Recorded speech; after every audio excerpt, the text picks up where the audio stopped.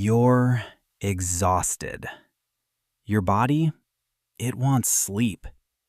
But your mind, suddenly, it wants to solve your entire life at 1:17 a.m. You turn off the light. You check the time once, then again. You roll to the left side, then the right side. And then one random thought walks in. Did I sound weird earlier? And somehow, 10 seconds later, you're replaying a conversation from 3 days ago, like it's breaking news. This is nighttime overthinking. And no, it doesn't mean you're weak. It doesn't mean you're dramatic. It doesn't mean your brain is broken. It means your brain is trying to protect you at the worst possible time. But here's the twist. The reason your mind gets loud at night is not because night creates your problems. Night removes your distractions. Stay with me. This part, it will change how you see it. Nighttime overthinking usually starts small. Not with a huge life crisis. Usually, it starts with one tiny mental hook.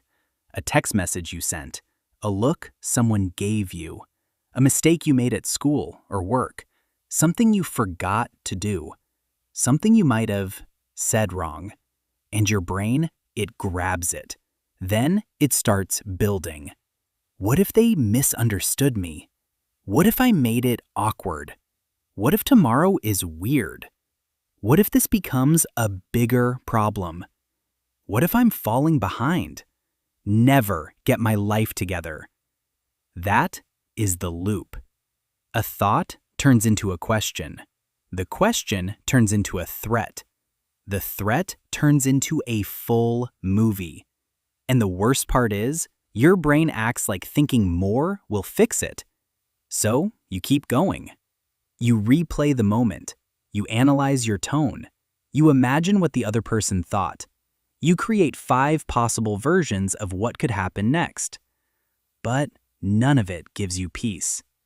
Because the loop is not looking for truth. It is looking for certainty. And certainty is the one thing your brain cannot get at night. You can't ask the person. You can't fix the email. You can't redo the moment. You can't solve tomorrow from your bed. So your mind keeps spinning, not because it is helpful, because it is unfinished. This is why nighttime thoughts feel so sticky. During the day, you can run away from them. You have noise, people, messages, food, work, school, tasks, scrolling, chores.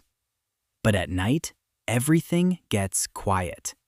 And the thought you avoided all day finally gets a microphone. This is a loop, not your personality. You are not just an overthinker. You are a person whose brain learned to scan for danger when things get still.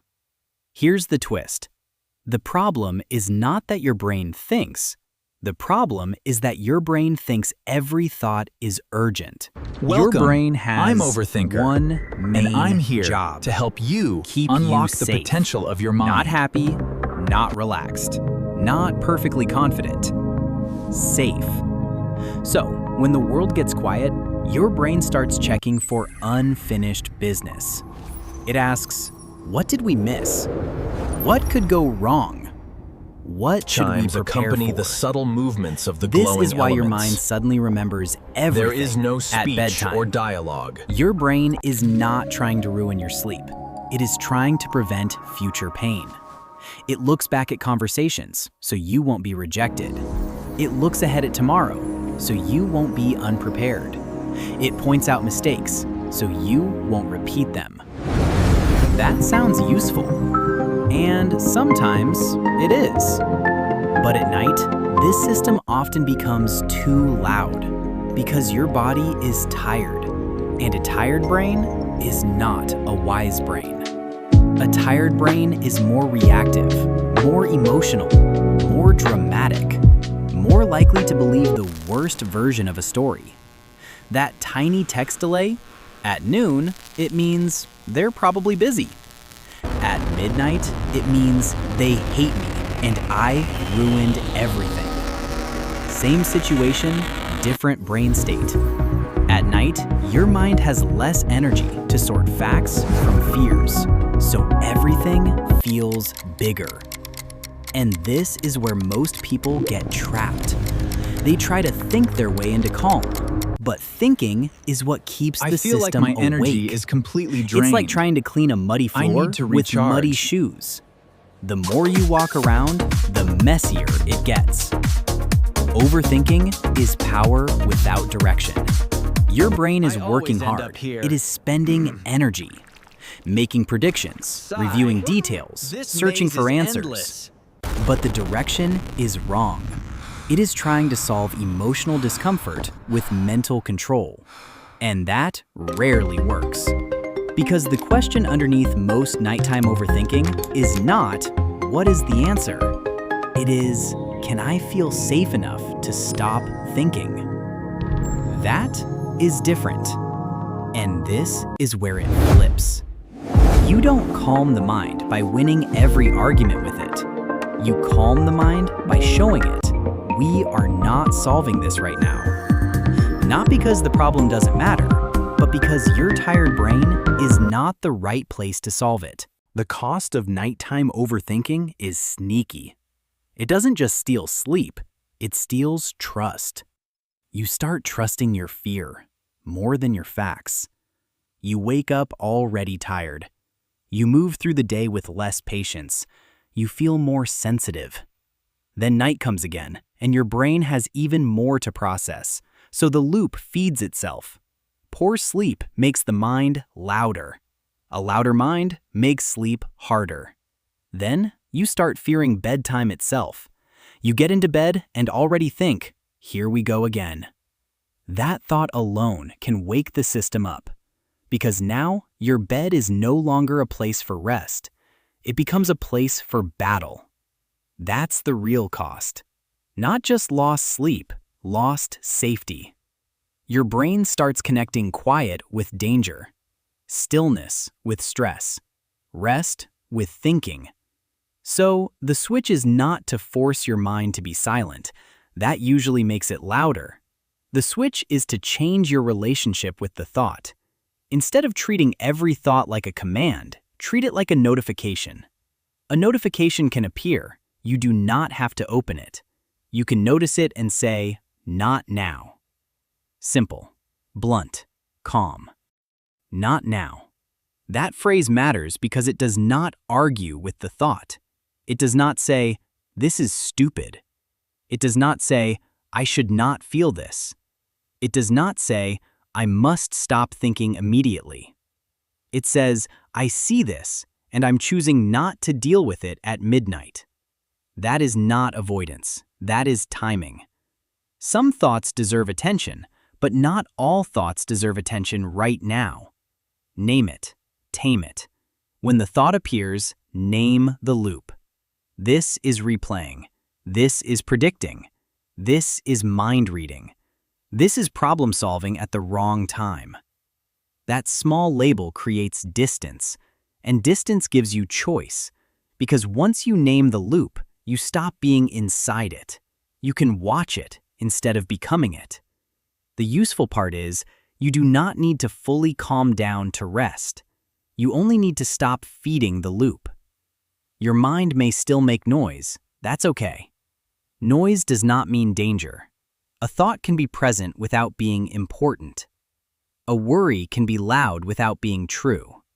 And a tired brain can tell a scary story without that story being reality.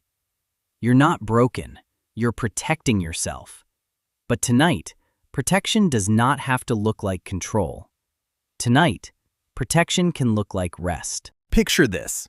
Someone gets into bed after a normal day. Nothing terrible happened. Actually, from the outside, the day looked fine. They went to school or work, answered messages, talked to people, made a few small mistakes, got through it. But the second the room goes dark, their brain opens the files. First file. That awkward moment in the hallway. Why did I say it like that? Second file. That message with no reply. Did I annoy them? Third file. Tomorrow. What if I mess up again? Their chest feels tight. Their face gets warm. They check the time. 12:42. Now they're not just worried about the thought.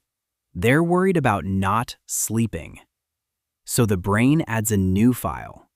If I don't sleep, tomorrow will be terrible. Now the bed feels like pressure. They close their eyes harder, as if sleep can be forced. But the mind keeps talking. Then, for once, they don't argue. They don't try to prove the thought wrong. They just say, quietly, "This is replaying." Then another thought comes. This is predicting.